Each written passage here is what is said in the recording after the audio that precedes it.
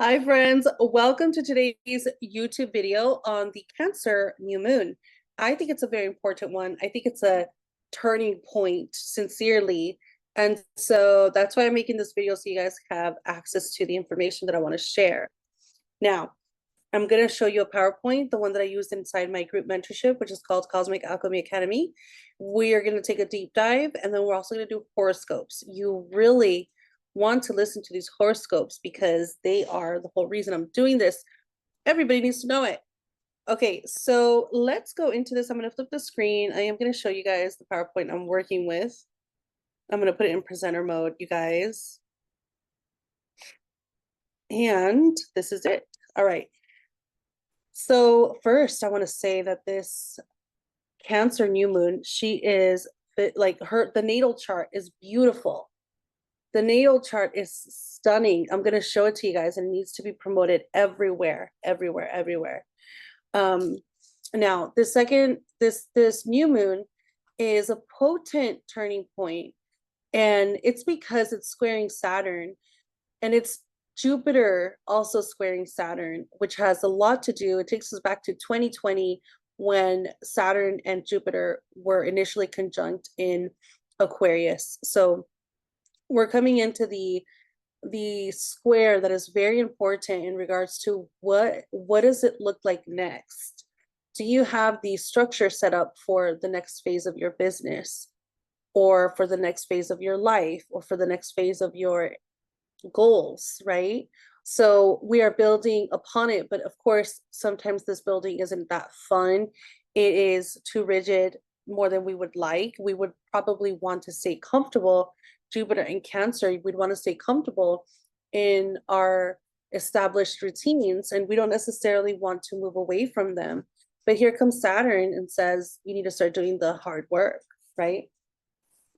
So, we will talk all about this and how I see it. Now, look at this chart. This is a chart from, I'll put the link on my, I think it's Cafe Astrology. But really you could use any chart, but I just want to give them credit because I mean, they have their own unique template, and it's beautiful. And I think that this chart allows us to see the beauty of this new moon. It's a Holy Trinity feeling. It's the Holy Trinity feeling. And if you can see, the sun, moon, and Jupiter are all conjunct together. Now, you guys, I stress this to you all the time. Do not let your astrologers fool you that Jupiter really is the planet of luck. Let's be for real here. Jupiter is the planet that makes more of. So it doesn't matter what it's going to bless the good and the bad. So typically, when you have Jupiter too much, too strong, too overemphasized, he does represent overwhelm, because you're like, what the fuck? Like, I don't know what to do here, right? It's too much. It's just too much. I can't conceptualize it. So some people will have to be working through that, even through the luckiest day of the year, which is on the 24th of June, where Jupiter is really emphasized in the heavens. Now, Jupiter is doing that square to Saturn, and the square to Saturn is very telling because these two have a very interesting relationship. I feel like they fight a lot until they learn how to work together, and then absolute pure magic happens. But the restraint here is usually Saturn, right? Wants the rules, wants the limitations, and Jupiter wants to defy them. It wants to keep building. But at the end of the day, Jupiter does respond to Saturn, being Saturn being one of the Jupiter being underneath him is how I see it in the outer layers of the solar system. Saturn is still managing Jupiter. So we still have to bring in some order regardless of it, right? And I also like to say that whenever one of the planets is beefing up with a personal planet, the outer planet is more than likely going to win. The outer planet has more time in the game, more energy to spend on it, and it's really focused on digging something out. So the outer planet typically tends to win. and call the shots. It's the personal planets that throw the tantrums, right? So major aspects and energies. So we have two potent and powerful squares. Jupiter squaring Saturn, which is what we were just talking about, reassessing your beliefs and your social structures for your internal growth, right? Saturn in Aries is about your internal growth and how you are carving yourself out as an ultimate leader. And Jupiter is here saying, well, stay comfortable in what you know. Like, we don't have to change this for the most part. We just need to get cozy. And we have to really watch out that we're not allowing ourselves to get too cozy, too comfortable, wherever Jupiter is in our charts. Now, the next square we have is Jupiter and Neptune. And these two are fascinating because they both kind of rule the higher philosophy, the higher thinking. And Neptune has so much to do with spirituality, but in a very idealistic way and in a very hopeful way. So it doesn't always have a path to what it believes, like Sagittarius does or Jupiter does. It just kind of goes, hey, the ladder's broken, but we'll still get there.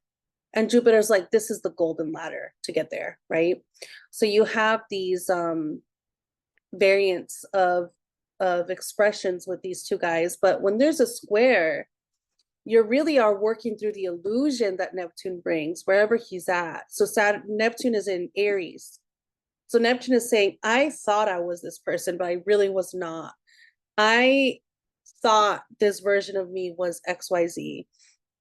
And I'm coming to terms with the disillusionment of myself or in this role, in this place, you know. And then Jupiter is saying, well, we need to find a new comfort zone if we're going to do this, right?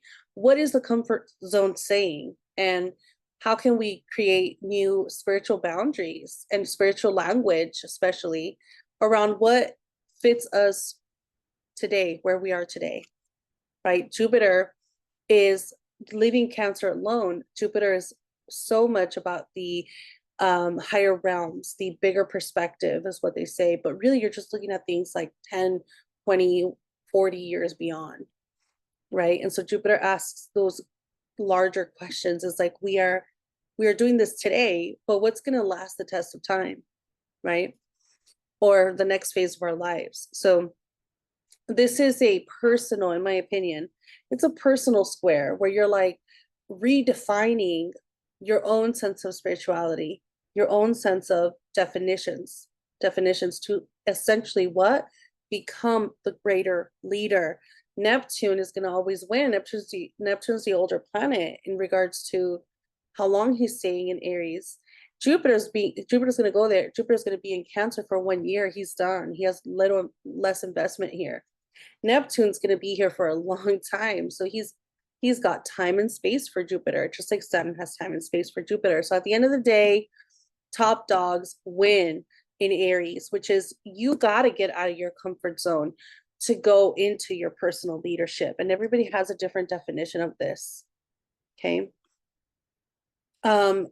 I do like to look at the Sabian symbols for the new moon. Now, I am a little bit controversial in that I really stick to the new moon degree. I don't really like to run round up, and I know that a lot of people expect that to be the case. I'm not in my practice. I just feel that I like to honor the numerology number that it initially is in. Now, what I think is fascinating is that this Cancer moon is at 4 degrees, which 4 degrees is a Saturnian number. It is the box, it is the building, it is the cube. And we have this new moon squaring Saturn. So we do have precursors here telling us that whatever we start to build will last a long time if we stick with it. And also whatever wish you make with the new moon, whatever you want to bring in this new moon has legs to walk on if you continue the consistency towards it. Now, this particular Sabian symbol is cat. Hold on, let me see here.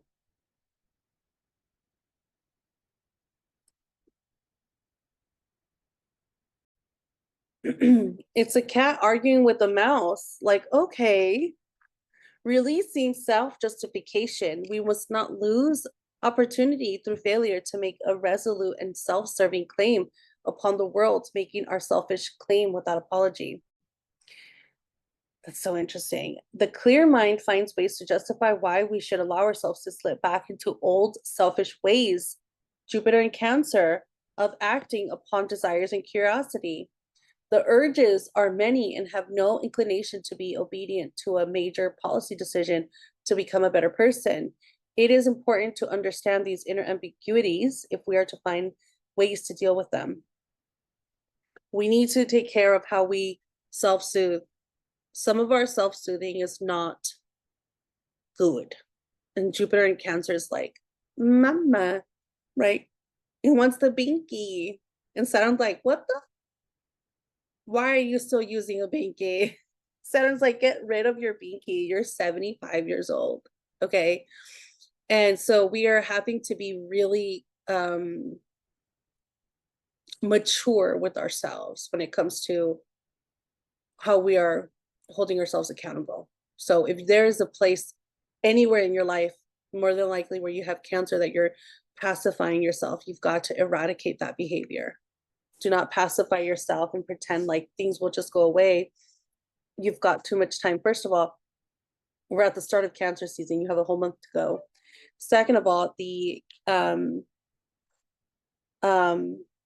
Cancer, Jupiter will be in Cancer for a whole year. So you have like a year's worth of creating new pacifiers, creating new ways to self-soothe, right? Interesting. All right, so we're actually going to go into horoscopes, which is what I wanted to do initially here. Now I'm going to be talking about the cornerstones because there is a big square in this new moon, but if you can figure this square out, you will be golden. You understand? Cancer risings, this new moon is hitting your 4th house. So you have the ability to create new foundations in your home life, in your family life, new roots. And all of this is true. It's your chance to redefine what your home life means for you. Now, Saturn is in your 1st house and it's demanding self-responsibility. So you could do cute 1, 2, 3 things for your family, but you're not going to be able to do the whole thing where you go the extra mile, you self-sacrifice too much. You've got to create strong leadership. And anyway, you will come to find out, Aries rising, that the more you are a leader to yourself, the easier it gets to lead the family and everybody else. Now, this is the case here for Aries risings. So focus on creating a system where you come first. Your leadership is first and foremost, whatever that looks like. And then that allows you to give more to your family. And something else that I want to mention, Aries risings, is that discipline is also love. Cancer risings with Cancer in your 4th house don't necessarily like to discipline. They see that as like mean or something that's not nice, but truthfully, God disciplines us. Why should we not discipline our kids or our family members or people who are very close to us? Discipline in the sense of boundaries. No, you can't do that. You know, let's relax a little bit here. Aries risings. All right, Taurus. You're going to have the new moon in your 3rd house, which is always fun. So this is your communications, right? And activating your mindset, how you see the world, and allowing yourself to speak about it. You know, Cancer is not so forward for Taurus risings. Cancer, the 3rd house, is not going to be too directly communicative. Nevertheless, when you do communicate, you really go all out and you really share the deepest realms in your heart. But you're learning how to speak for yourself again, not necessarily just to keep things going. Cancer in the 3rd house could really suppress a lot of information and things it wants to say because it's Cancer. Cancer finds it easier to hold things in. And so this is new moon is saying, like, let's rewrite how you speak, how you express yourself, and maybe put that into paper, right? This also has to do with your mental health. Don't worry about mom and dad's problems. Don't worry about the family's problems. Because you really have no control over that. You only have control over yourself. Now, for Taurus risings, you have Saturn in your 12th house, which is talking about your fears. So a lot of the things you do or don't say has to do with what scares you, what you also don't understand, also what you've been programmed as a kid, right? So the new moon clears all this debris for you, and it just allows you to create a new story. But you'd have to be speaking from your soul, not from the shadows that the 12th house has. You've got to release that. You got to release that. You got to face the fears of what tells you to play small. Gemini risings, this is your second house. This is probably the best place to have this new moon. Oh, this is probably the best place, Gemini risings, to have this new moon because it's activating your house of money. But you know, it's going to come at the cost of new networks. You know how they say like your friends cap out your money? This is 100% true with you because you have Saturn in the 11th house. So you do have to reassess your worth, values, and resources when it comes to the next level. The next level. It's like you want this much money, this amount of money.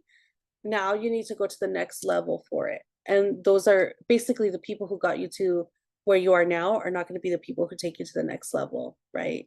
So very, very interesting for you to apply yourself in your vision and in your values. Now,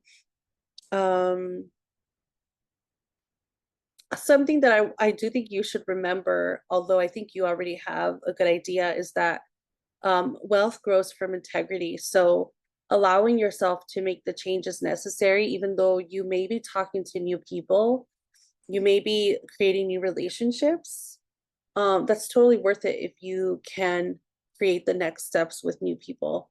But always stay in integrity. Like if there's a deal you don't want to make in the future, just be clear about it versus keeping things gray, Gemini risings.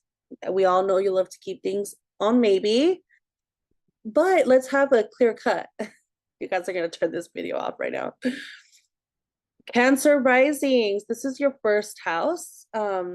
New moon is activating yourself, right? You have Sun, Moon, Jupiter in your first house. So you're shedding an old self, truly. And you're coming into a version of yourself that's probably more vulnerable, more emotionally connected, true, free. And this is good. This is good because it's growth. It's personal growth. Now, this growth is going to come at the cost of changing your entire career around, Cancer. You have Saturn in the 10th house, which says everything has to go. We are cleaning the house up. Everything's got to go. And essentially, you got to think about it this way, Cancer, is that you're rebuilding the next 30 years of your career. At the same time, you have a personal rebirth or personal change. So you have to ask yourself, what type of lifestyle, career do you want to have for the next 30 years of your life? Because you're rebuilding it, doesn't matter how old you are. If Saturn's in your 10th house, you're rebuilding your career. And by the way, this is a new thing. You're going to be doing this for like another 2.5 years. All right, let's go back into this with Leo risings. Still going to turn this around so you guys could see it. Leo risings, this new moon is hitting your 12th house. And Saturn's going to be in your 9th house. So it's a very personal time for you, very intuitive moment this this new moon is giving you. The 12th house is so much about your subconscious, and this new moon is bringing forward. It's like, hey, this is something you've been needing to listen to yourself about. And it's a good time to start also developing your psychic skills. So your dream time, your intuition is going to be at an all-time high, and it's meant for you to develop a language for it. Like psychic abilities and psychic energy is really, truly more or less about your subconscious. The way that your subconscious speaks is psychic. So it goes by colors, numbers, images. That's how your subconscious speaks, which is also your psychic skills. So you do have an ability here to make to shift your intuitive psychic lens. Now the 12th house is karmic as well, right? It's kind of where energy needs to go to rebuild, just to go back home. I don't want to say rebuild. I feel like that's an 8th house word. But the 12th house is where energy goes back to God. And you have a lot stored there that you first have to almost like release, right? So this does open up a space for you to clear out karmic loops and a karmic storyline that you may have, especially pertaining to your family, right? Now the 9th house is interesting because for you to take this leap in yourself, the Saturn in the 9th house asks you actually to forgive yourself, to change your belief systems. A lot of you may feel like you cannot do this because mom taught you this, dad taught you this was the religion we grew up in. But Saturn in the 9th house says absolutely not. How are you going to expand? You have to change your belief systems, which could be a painful process, right? All right, Virgo risings, this is happening in this new moon is happening in your 11th house. So in the 11th house, you're having a growth spurt in your connections. And this is, of course, your communities, who you know, but the 12th house is your visions. I'm sorry, the 11th house is your visions. It's your long-term ideal, right? Because it's where you have an Aquarian gift to see through. So you're planting seeds of connection for partnerships and new groups, new events. But Saturn in the 8th house is asking you to become vulnerable. Okay? Can you trust the process? Can you trust yourself? What do power dynamics look like? How do you stand in your power, not necessarily like just take it, siphon it? Who has your power? Who has your power? How do you fight for it too? Are you distributing that evenly to your friends and family? It's a really interesting place to be, actually, for Virgo risings. Now, not to mention that you guys are not doing all that great because the South Node is in your sign, and I don't care what you guys say. Virgos are struggling out here, and the Virgo struggle is wanting to be right. And I've had so many readings with Virgo placements, and they argue back and forth, and I go, oh, how much do you want to be right? Because you could be technically right and suffer greatly. Do you want to be right, or do you want to be happy? All right. Libra risings, this is happening in your 10th house. You have a really good opportunity to make it higher in relationship, in your career. So your purpose, your career, your legacy goes all the way up with this Cancer new moon. It's just asking you to use your intuition.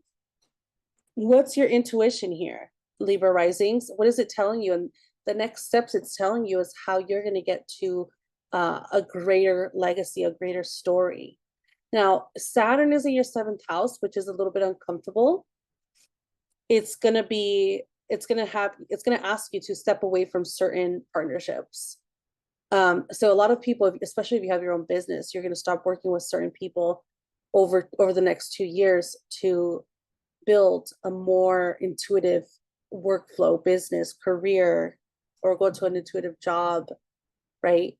So you have a lot to build here, Libra risings, but this new one is saying make new goals in your career and use your intuitive nurture to get you there.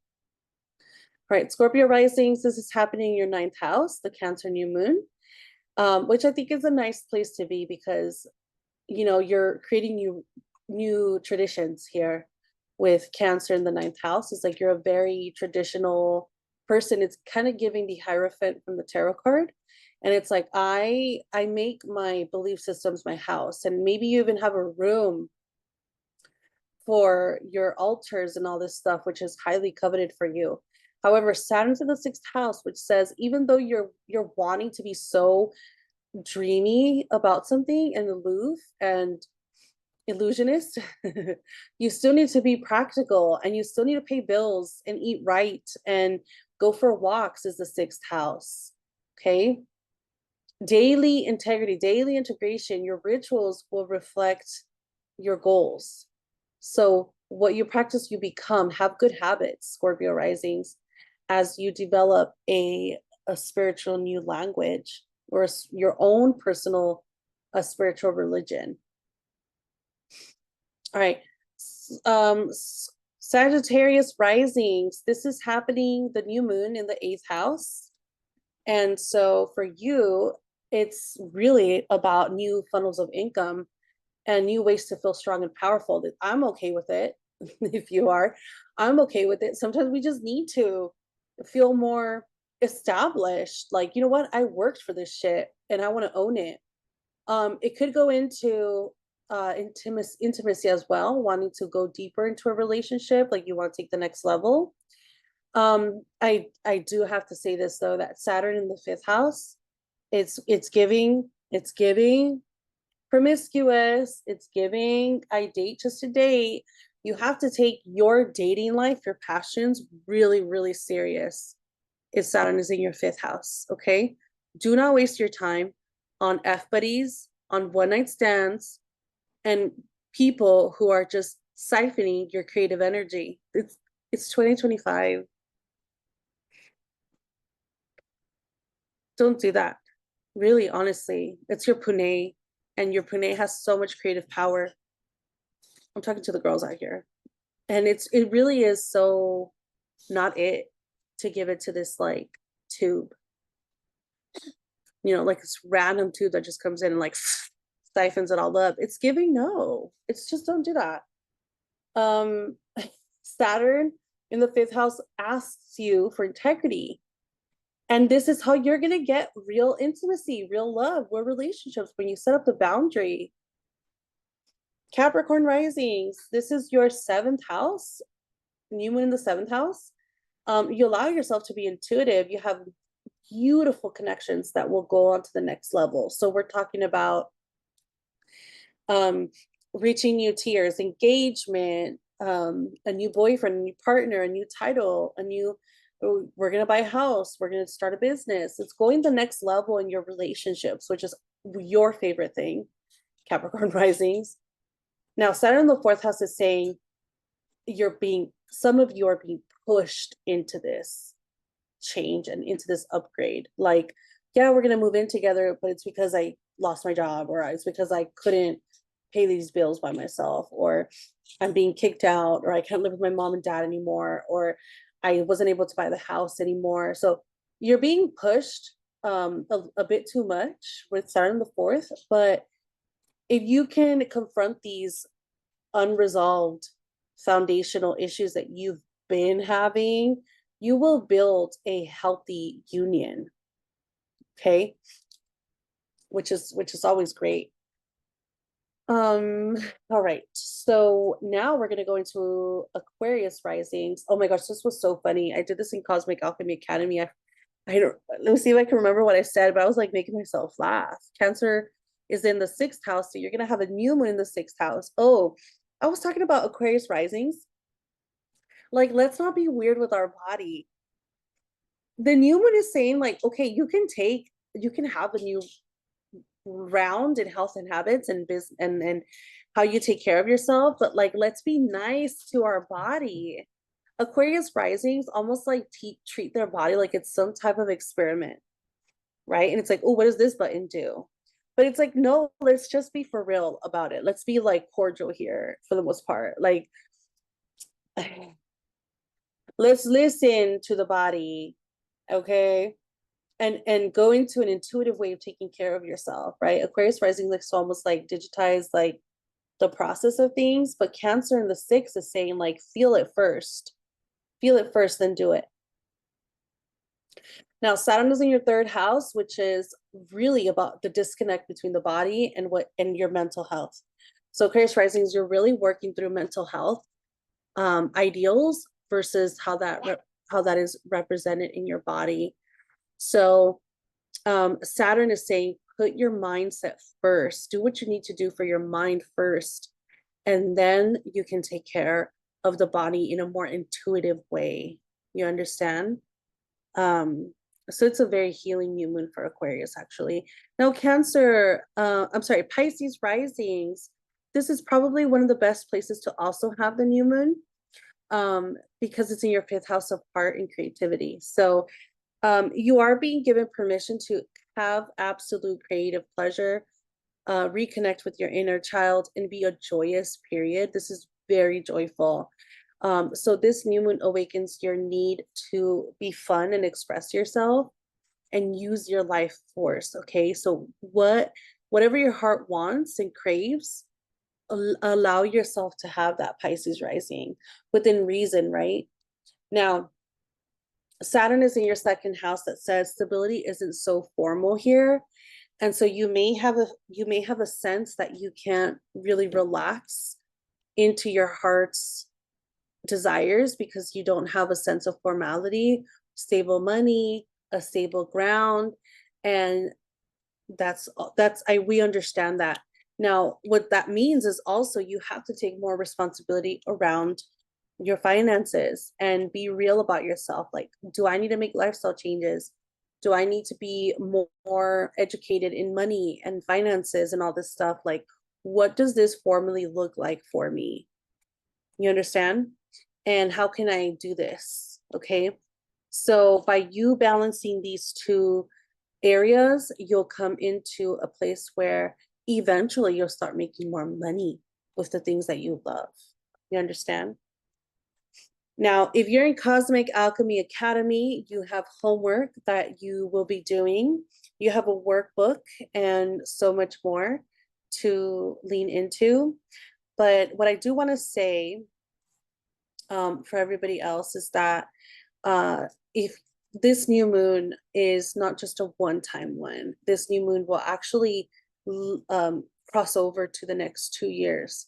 So if you can nail this down to like this month, create a path and a structure that is super strong, you will be able to maintain this for 3 years to come.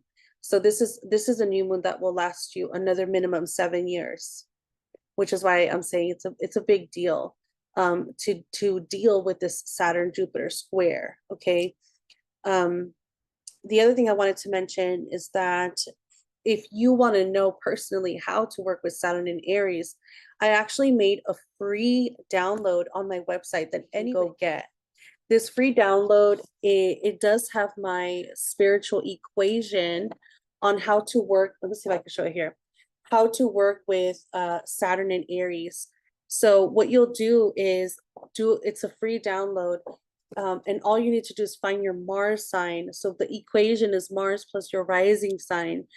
Go take a look at it. It's going to have an interpretation of what that means for you. And you want to honor it and be conscious of it over the next 2.5 years, 3 years that Saturn is going to be in Aries. Okay. Now, if you like this type of astrology, which is karmic astrology, you are welcome to get my #1 bestseller on my website. This is the Karmic Patterns Report. This one is currently 50% off, and it has a full breakdown of your karmic signatures in this lifetime and in past lives. Now, usually the turnaround time for these reports is like a day or so you get it fairly quickly. I work on them every morning, and it's a wonderful resource to have when it comes to learning about your karmic signatures. The last thing I'll say is that I do have a monthly mentorship program, which is called Cosmic Alchemy Academy, and we meet and talk once a week, every Saturday. So if that is something you're interested in, like super long form lectures and classes like this, you definitely want to join and meet me there. And then the benefit too, there's so many things. You will also get to ask me questions about your chart once a week. And I go into full detail about yourself and your questions, kind of like the live stream readings that I do. All right, friends, take care. I'll see you guys on the full moon. And I hope that you guys have a good time. Let me know if you have any questions of this video.